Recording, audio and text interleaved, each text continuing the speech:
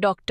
आंबेडकर, भारतीय संविधानाचे शिल्पकार आणि सामाजिक न्यायाचे प्रखर पुरस्कर्ते, यांनी जातीव्यवस्थेची टीका आणि लोकशाही तत्वांचा पाया घालणारी अनेक ऐतिहासिक भाषणे दिली.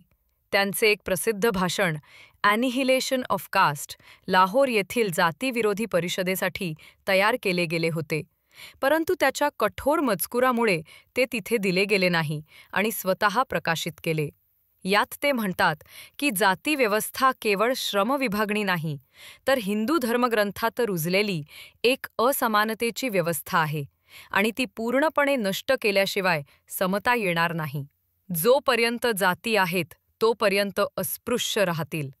अस्पृश्यांचे उद्धार केवळ जातीव्यवस्थेच्या नाशाने होऊ शकते.